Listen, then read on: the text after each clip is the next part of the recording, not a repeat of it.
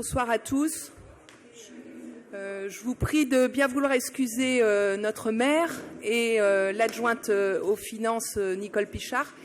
Ils étaient à Montluçon et ils sont pris dans un bouchon au niveau de Montmarault. Il y a un camion qui a pris feu. Il y avait 7 km de bouchon. En principe, il devrait arriver dans une demi-heure. Donc, je vais procéder à l'appel. Tout d'abord au recensement des pouvoirs. Alors, Émilie Larieux, tu as bien le pouvoir de Serge Bionnier. Madame Rambaud,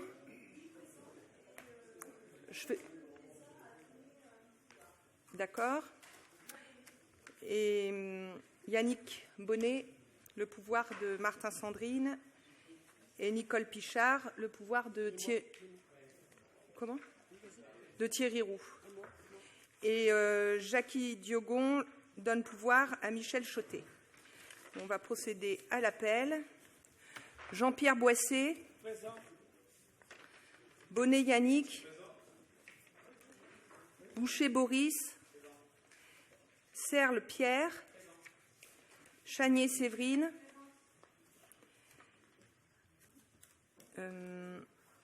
Dubreuil José. Florie Dutour Stéphanie, présente. Friot Stéphane.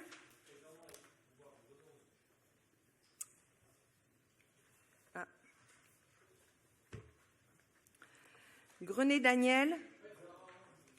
Grenet Michel. Lafont Françoise aura quelques minutes de retard.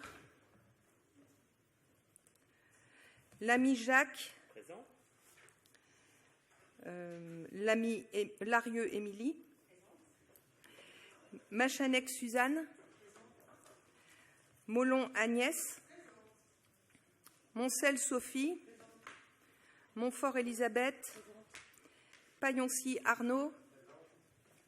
Paulet Laurent. Perger Vincent. Il est en retard donc.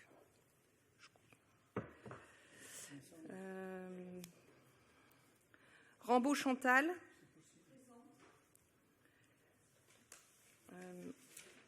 Roux Thierry. Non, c'était Nicole. Donc, Sana Marie-Hélène. Chautet Michel. Vermorel Pierrick. Villers Catherine. Donc, je pense qu'on a atteint le quorum, malgré ces retards. Oui.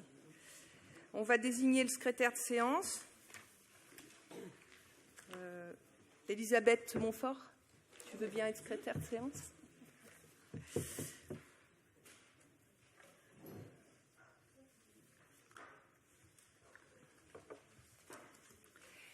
Y aura-t-il des questions orales qui seront évoquées après l'examen des questions inscrites à l'ordre du jour ? Dans la salle ? Pas de questions ?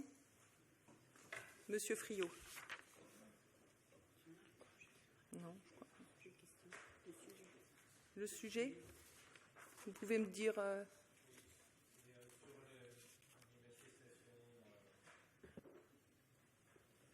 Inauguration, etc. Sur question d'organisation des certaines manifestations. Quelle est la nature des manifestations ? Je vous dirai après. Toutes, en général. Toutes les manifestations.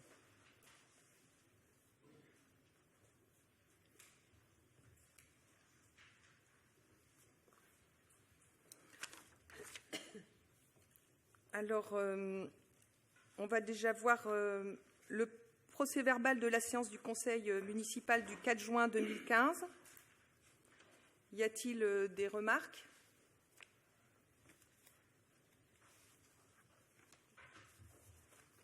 Non ? Bon, donc on le considère comme approuvé.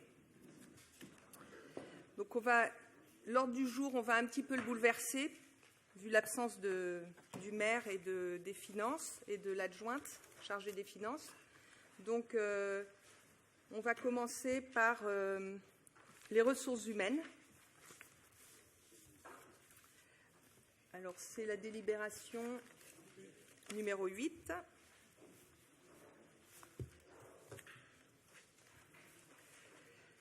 C'est une délibération concernant le tableau des effectifs 2015, création et transformation de postes.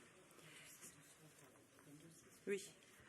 C'est une question étudiée par la commission numéro 4, attractivité du territoire, qui s'est réunie le 19 juin 2015.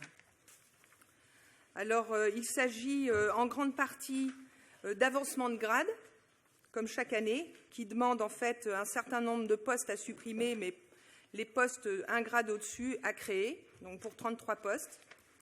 Et il y a 2 postes qui ne répondent pas à ces changements de grade. Un poste à supprimer, un poste d'adjoint technique principal de 2e classe à supprimer, et un poste créé, un poste d'adjoint administratif principal de 2e classe. La date d'effet de la création, c'est le 3 juillet. Et ça, c'est dans le service population. Un autre service, le service des bâtiments, où il y a un poste d'adjoint technique de 2e classe qui est supprimé et un poste d'adjoint technique de 1re classe qui est créé suite à la nomination, suite à réussite à concours. Voilà, je vous ai invité ce soir à procéder à la création des postes susvisés à compter du 1er septembre 2015 et à la suppression des postes concernés après avis du CT. Y a-t-il des votes contre ? Des abstentions? Voté à l'unanimité. Vous avez remarqué qu'il y avait une délibération sur table concernant aussi une transformation et une suppression de poste. Alors, c'est un poste à supprimer qui concerne un attaché principal et suite à la transformation du poste de DRH et un poste à créer, le poste d'attaché. Alors donc, vous êtes invité à accepter, à voter cette transformation de poste. Y a-t-il des remarques? Y a-t-il des votes contre? Des abstentions? Voté à l'unanimité. Délibération numéro 9 concernant les indemnités d'astreinte et attribuées au chef de police municipale. Question étudiée par la commission numéro 4, attractivité du territoire, qui s'est réunie le 19 juin 2015. Compte tenu de l'évolution des besoins au service de police municipale, il y a eu organisation d'astreinte. Il est donc proposé d'attribuer une indemnité au titulaire du grade de chef de police municipale. Donc vous êtes invité à approuver cette attribution au titulaire du grade de chef de service de police municipale. Est-ce que vous pouvez nous éclairer sur les missions particulières qui sont liées à cette astreinte? Eh bien, c'est des périodes de 8 jours. C'est expliqué dans la délibération, où la personne est à la disposition permanente et immédiate de son employeur en cas de besoin, dans le cadre de ses missions. Dans quel cas de figure est-ce que vous pouvez illustrer, par exemple? Quel besoin? Oui, un accident ou un vol, un problème, un trouble à l'ordre public qui peut se passer à Riom. Alors, moi, ma question, si ça n'est pas innocente, c'est pour savoir si c'est pour se substituer aux élus qui, d'ordinaire, lorsqu'ils sont d'astreinte, c'est-à-dire monsieur le maire, ou est-ce que c'est pour se substituer, dans un autre cas, à la police nationale? Non, c'est en termes de renfort, en cas de besoin. Et les élus seront toujours d'astreinte, comme ça a été depuis le début du mandat. Toute la semaine d'astreinte. Parce que, je ne sais pas s'il y a besoin de renfort dans la mesure où la municipalité est présente. Et puis, la police nationale, c'est son travail. Enfin, je veux dire, on est toujours en train de pleurer... nous comme vous, après les baisses de crédit et les dotations de l'État, si c'est pour augmenter les budgets municipaux en mettant des astreintes pour pallier le manque de présence de la police nationale, je ne trouve pas ça normal. Oui, je comprends, mais c'est pour renforcer le besoin de sécurité des Riomois. Et en termes de coûts... c'est la semaine d'astreinte, si vous voulez connaître le coût de la semaine d'astreinte, c'est 121 €. Et il s'agirait de lui donner 1 à 2 semaines d'astreinte, les choses ne sont pas encore organisées. Voilà. Par mois. Par mois. Monsieur Friot. Bon, pour rappeler, parce que moi je reste malgré tout embêté par cette démarche, parce que je crois, enfin je sais que ce sont les missions de la police nationale, et en plus ici qu'elle assure depuis que quelques années où nous sommes montés au créneau très fermement pour la recréation de ce qu'on appelle la BAC de nuit, la brigade d'intervention de nuit, qui avait été supprimée. Donc on s'était élevé contre ça, et à force de bataille, de discussion, on a fini par obtenir que cette BAC de nuit soit remise en place. Donc elle existe. Donc moi, je vous le dis, je crains que l'on donne des arguments à ces services de police nationale pour supprimer ce service de BAC. Et c'est une vraie inquiétude, parce que voilà, la nuit, il se trouve qu'il n'y a pas forcément beaucoup d'interventions, mais quand il y a des interventions, généralement, elles sont graves. Et elles sont plutôt de l'ordre de missions élargies de la police nationale et pas celles de la police municipale. Donc, moi, je ne vous cache pas que je suis très embêté par cette démarche. J'ai peur qu'elle soit au final contre-productive. D'accord. Je vous laisse. Cette remarque vous appartient, cette analyse. C'est pas la nôtre, bien sûr. Et vraiment, pour nous, c'est un besoin dans ce service, et c'est un besoin auprès des Riaumois. Alors, qui est contre? Qui s'abstient? Votez à la majorité. Délibération numéro 10. Sapeurs-pompiers volontaires, renouvellement et modification de la convention précisant les modalités de disponibilité opérationnelle et de disponibilité pour formation. Question étudiée par la commission numéro 4, attractivité du territoire, qui s'est réunie le 19 juin 2015. Donc, dans le cadre de la loi du 20 juillet 2011, une convention avait été signée. Dans le cadre de l'application de la loi du 3 mai 1996 et de la loi du 20 juillet 2011, une convention avait été signée le 10 juin. Aujourd'hui, il est nécessaire de l'actualiser dans le cadre des actions de formation obligatoires et nécessaires à l'accomplissement des missions des services d'incendie et de secours, ou lorsque le sapeur-pompier volontaire est sollicité par le SDIS en qualité de formateur, et ce, dans la limite de 10 jours par an pour les 2 activités. Alors, en annexe, vous allez trouver la convention, et le principal changement concerne l'article 4, où on vous précise que les autorisations seront accordées aux sapeurs-pompiers volontaires pour participer à des actions de formation obligatoires et nécessaires à l'accomplissement des missions des services d'incendie et de secours, ou lorsque le sapeur-pompier volontaire est sollicité par le SDIS en qualité de formateur, et ce, dans la limite de 10 jours par an pour les 2 activités. Autrefois, c'était 5 jours. Voilà. Donc, on a doublé cette mission. Ainsi, on renforce l'article 1, dont l'objet de la Convention. La commune de Riom affiche, en sa qualité de collectivité territoriale, son soutien dans le maintien et le développement du volontariat, en permettant à ses agents ayant un engagement de sapeurs-pompiers volontaires d'exercer leur activité de sapeurs-pompiers volontaires. Alors, vous êtes invités à autoriser le maire à signer cette convention, précisant les modalités de disponibilité opérationnelle et de formation d'un SPV. Des remarques?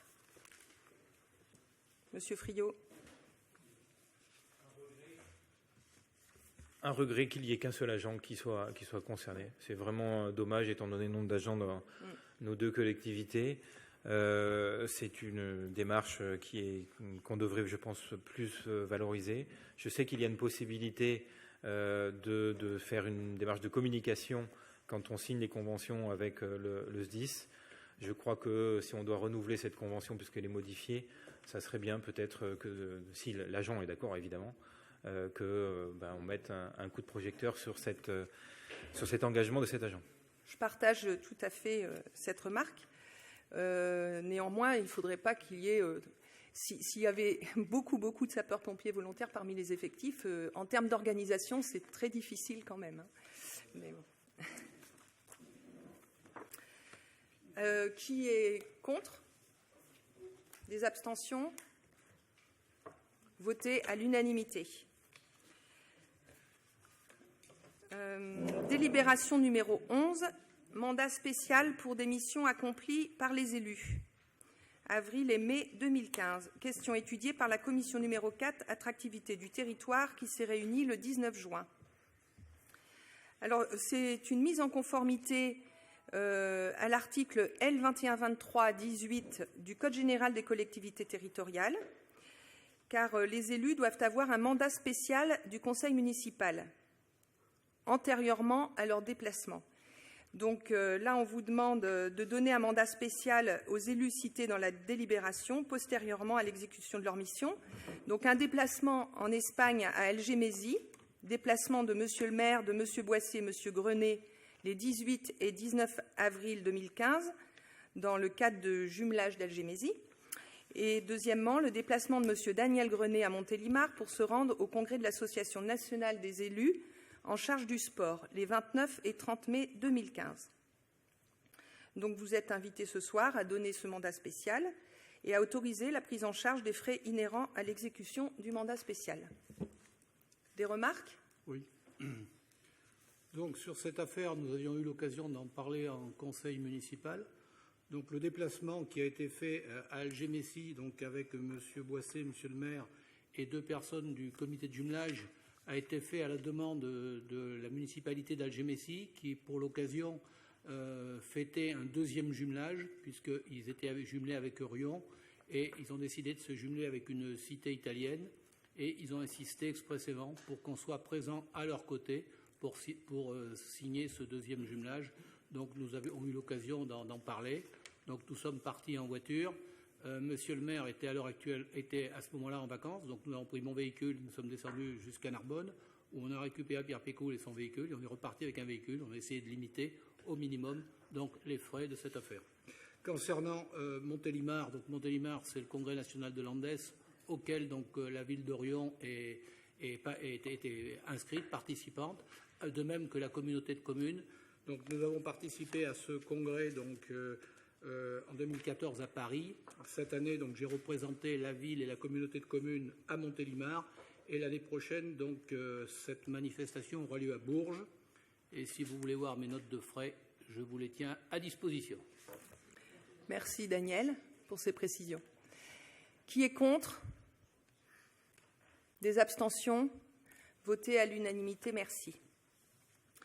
La délibération numéro 12, donc postérieurement, cette fois-là, mandat spécial pour des missions des élus en juillet et septembre 2015, qui concerne un déplacement en Pologne à Ziwiec pour Monsieur Daniel Grenet, Madame Nicole Pichard et Madame Josée Dubreuil. Tout ça dans le cadre aussi du jumelage, bien sûr. Et le déplacement en Allemagne à Nordlingen avec Daniel Grenet et un 2e représentant élu de la collectivité, on ne savait pas encore, mais c'est Catherine Villers. Voilà. Donc, il vous est proposé de donner mandat spécial aux élus cités ci-dessus et d'autoriser la prise en charge des frais inhérents à l'exécution de ce mandat.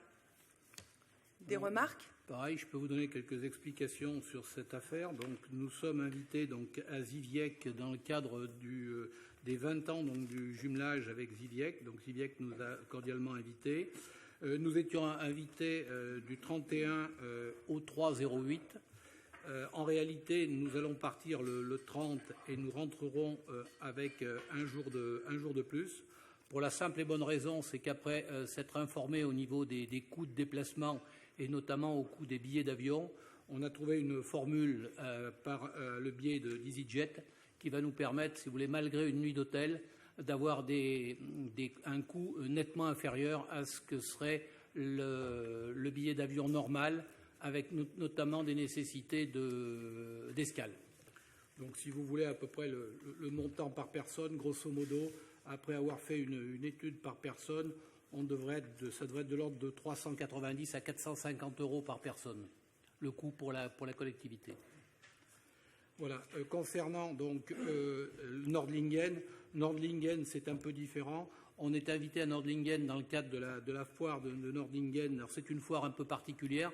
C'est une manifestation qui a lieu tous les 2 ans, où c'est une foire où on regroupe toutes les villes jumelées, donc des communes de l'environ de Nordlingen se retrouvent pour faire connaître leur ville, leur région. Donc nous partons là-bas donc avec 4 personnes donc du comité de jumelage et 2 élus. C'est une manifestation qui avait été faite il y a 2 ans. On repart dans les mêmes conditions. Voilà. On ne manquera pas de vous faire un compte-rendu à notre retour. Merci, Daniel. Qui est contre? Je suis sûr que Daniel Grenet, qui connaît bien les questions de jumelage pour y avoir participé depuis très longtemps, quelle que soit sa position d'élu de la majorité ou d'opposition, il y a un invité de marque qu'habituellement on n'oublie pas. Je pense que tu y as pensé. Il s'agit de Joël Mouzin qui participe, qui est un généreux donateur aussi pour les questions de jumelage. Ça serait peut-être pas mal de lui proposer. Je crois que Nordlingen notamment, il y participe assez régulièrement.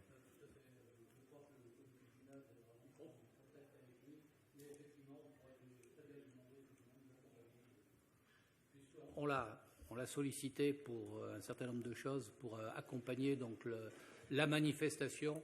Je ne manquerai pas de voir ça avec le comité de jumelage et effectivement de le solliciter, puisque là-bas il a de nombreux amis. Voilà.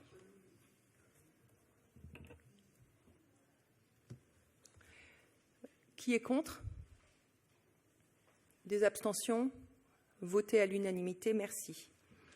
Donc, dans la poursuite de l'ordre du jour, aménagement urbain, études, environnement, délibération numéro 13, plan local d'urbanisme, approbation de la modification numéro 5, Jacques Lamy. Donc, notre plan local d'urbanisme date de septembre 2005. Et donc, on va avoir une présentation, c'est ça? On prend la délibération après? D'accord. Donc, on va avoir une présentation qui va nous expliquer le travail qui a été effectué pour cette modification.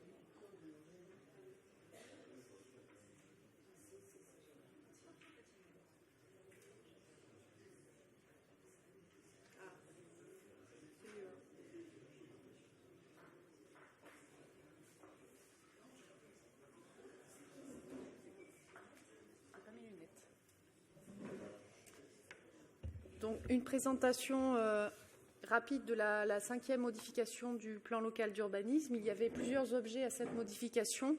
Alors certains d'importance moindre et certains d'importance plus grande, puisque comme lors de chaque modification du document d'urbanisme, on est amené à la fois à corriger des erreurs matérielles, qui sont des coquilles qui existent dans le document d'urbanisme, mais aussi à prendre en compte des projets qui sont portés par la collectivité essentiellement pour pouvoir permettre leur mise en œuvre.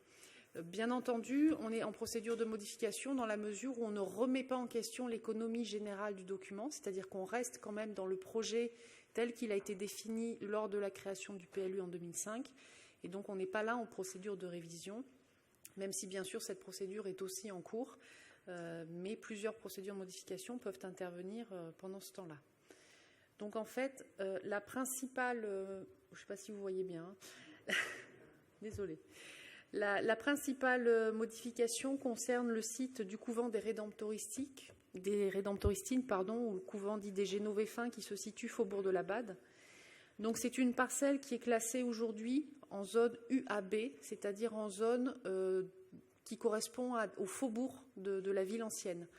Donc c'est ce que figure un peu la carte qui vous est projetée. Donc on voit à l'est le faubourg de la Bade, au nord le faubourg de l'Aya, à l'ouest le faubourg de Commandant Madeline et au sud l'avenue de Clermont. Donc clairement ce zonage-là, UAB, correspond à un parcellaire qui est très étroit, en bande, avec des constructions implantées de limites séparatives à limites séparatives et à l'alignement sur la voirie. Et du coup, il est bien évident que la parcelle du couvent des Rédemptoristines, qui est très importante en termes de superficie et de façade sur rue, aurait beaucoup de mal à trouver une application au titre du plan local de l'urbanisme, dans la mesure où, normalement, on devrait construire d'une limite séparative à l'autre, soit sur un linéaire de 120 mètres sur rue.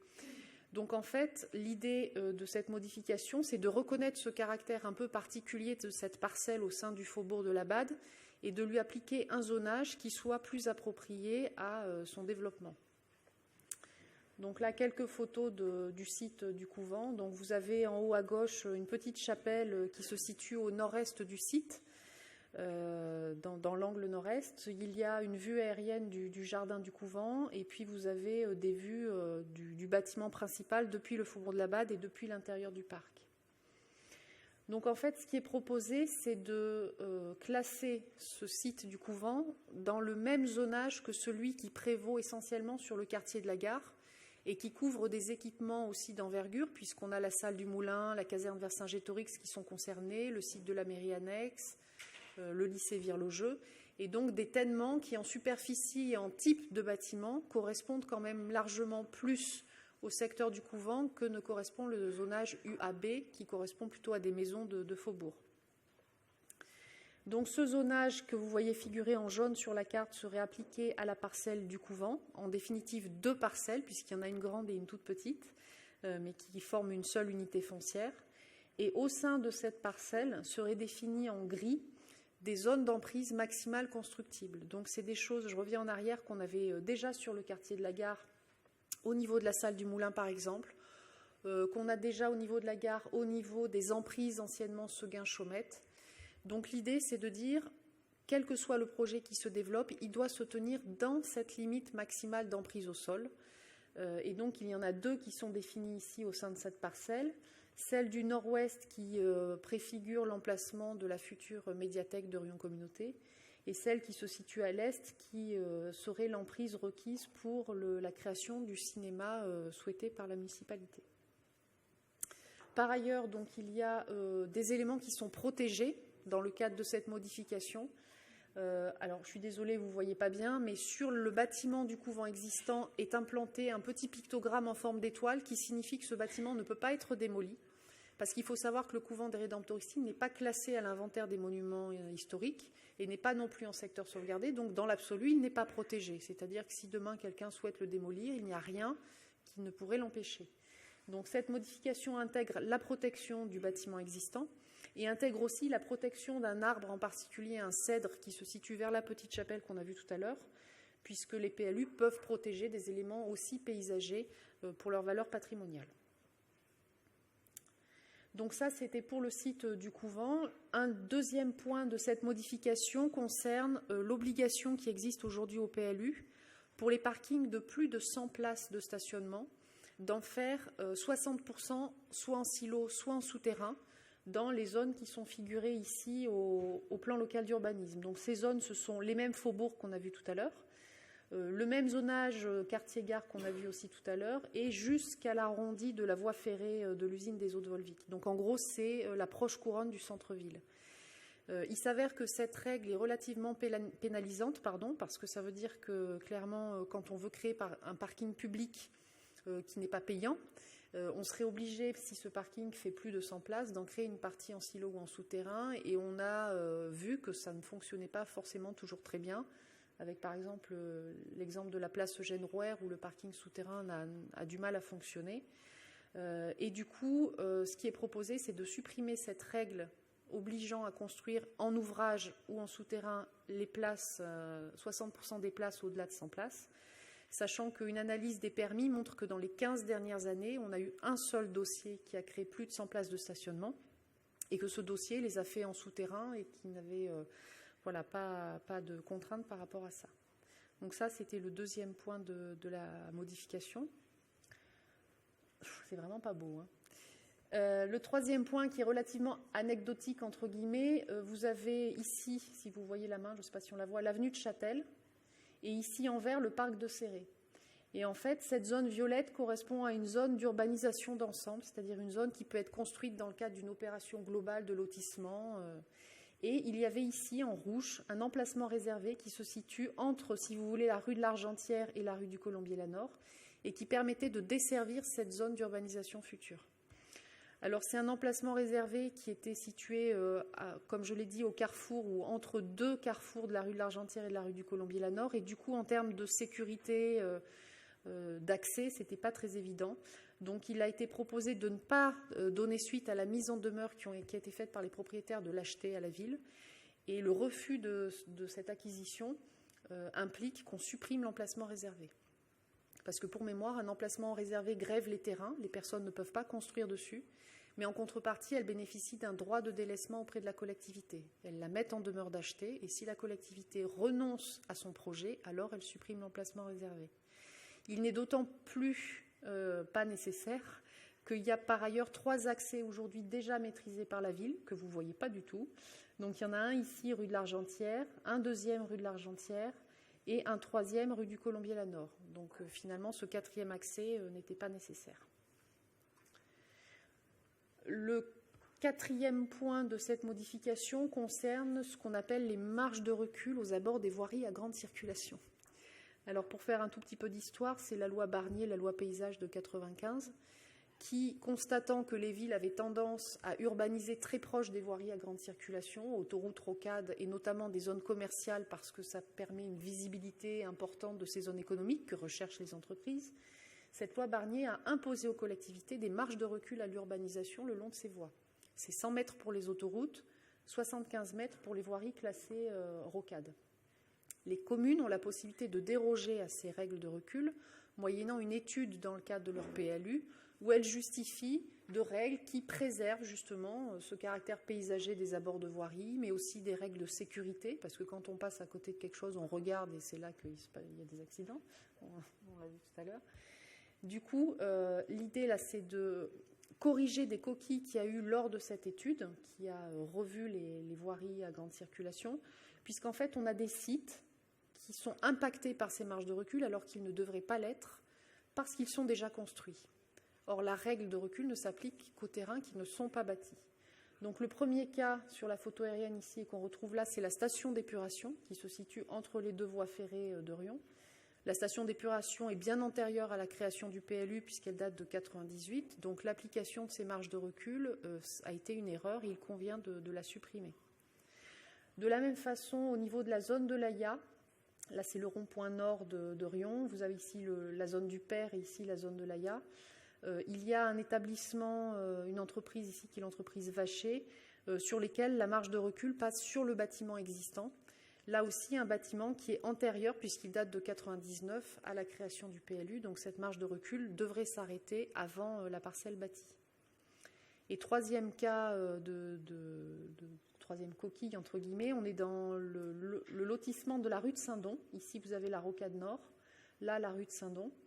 Et donc, il y a simplement des maisons du lotissement de Saint-Don qui sont impactées alors qu'elles sont aussi antérieures à la création du PLU.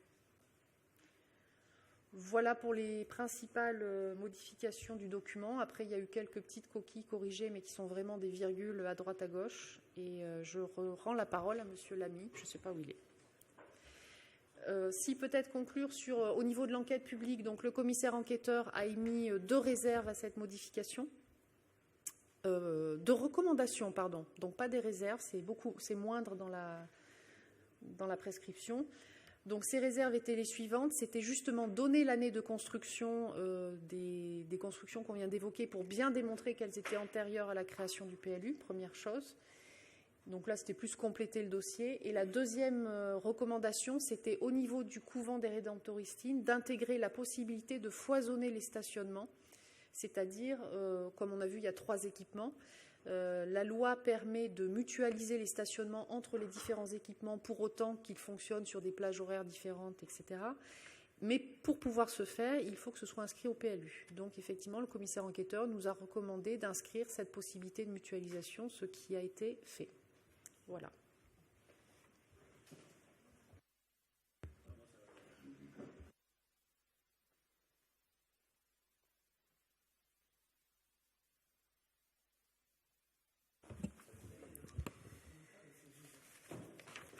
Donc cette modification numéro 5 du PLU a été travaillée par les services et je voulais juste vous rapporter le propos du commissaire enquêteur qui a félicité les services pour la célérité avec laquelle cette épreuve a été menée parce qu'en très peu de mois, on a réussi effectivement à mettre en œuvre une modification de PLU qui était nécessaire pour ne pas retarder la mise en œuvre du projet du couvent des Rédemptoristines notamment. Voilà. Donc, merci aux services d'avoir pu faire ça rapidement. Et enfin, donc, le conseil municipal est invité à approuver le projet de modification du PLU numéro 5 tel qu'annexé à la présente délibération, comme vous avez pu le lire. Des remarques ?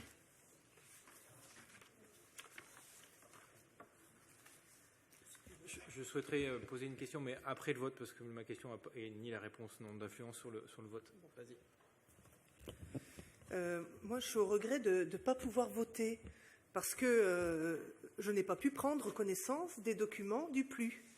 Nous avions, certes, le dossier avec le résumé que vous avez présenté, mais tous les documents graphiques étaient téléchargeables un par un, 62 documents quand même. Je n'avais pas 3 heures à consacrer à ce travail. Je me disais, c'est pas grave, on va voir la présentation. Sauf que la présentation, je ne sais pas vous, mais moi, je n'ai rien vu de ce qui se passait à l'écran. Donc, je pense qu'on doit informer correctement les élus pour qu'ils puissent valablement délibérer. Il y avait, vraiment, ce serait facile de demander. Quand vous avez décidé qu'il fallait dématérialiser, il fallait en même temps prendre les dispositions nécessaires pour que chacun puisse être valablement informé. Là, on ne peut pas être valablement informé en ayant tous ces documents qui ne sont même pas zippés. Je suis persuadée que nos services informatiques auraient une solution. Quand je les ai reçus, j'ai renvoyé à la secrétaire qui est en charge de nous transmettre les dossiers. Je lui ai renvoyé la demande. Elle m'a répondu que ce n'était pas possible. Donc voilà, je ne prendrai pas part au vote parce que j'ai rien à dire contre ces modifications, mais par contre j'ai à dire sur le fait qu'on n'est pas informé valablement. Et la secrétaire n'a pas pris précaution de vous dire que c'était sur le site de la ville? Parce qu'en fait, c'est sur le site de la ville. C'est bien sur le site de la ville qu'on est... Ah oui, on vous renvoyait sur le site de la ville pour télécharger. Vous ne pouviez pas les consulter directement sur le site de la ville. Bon, je comprends vos préoccupations. Et c'est vrai que ce soir, on ne voyait pas très bien. Si, on peut les consulter, mais il faut ouvrir 62 documents. Oui. Non, mais personne ici n'aura ouvert ces 62 documents un par un. J'imagine que vous avez eu les dossiers sous forme papier, ce qui est bien normal. Non. Eh ben, est-ce que vous avez ouvert, est-ce que quelqu'un peut me jurer qu'il a ouvert ces 62 documents un par un en cliquant dessus? Voilà. C'est tout. Voilà. Bon, il n'est pas question de jurer ni quoi ni qu'est-ce. Ah, monsieur le maire arrive. Non. Alors, y a-t-il des votes contre? Ah non, Monsieur Friot, vous avez une remarque. Ah non, après le vote. Y a-t-il des votes contre? Des abstentions? Bon, votez à l'unanimité. Merci. Ah oui, on note que vous ne prenez pas part au vote. Bon, je vais donner la place et la parole à Monsieur le maire. Merci.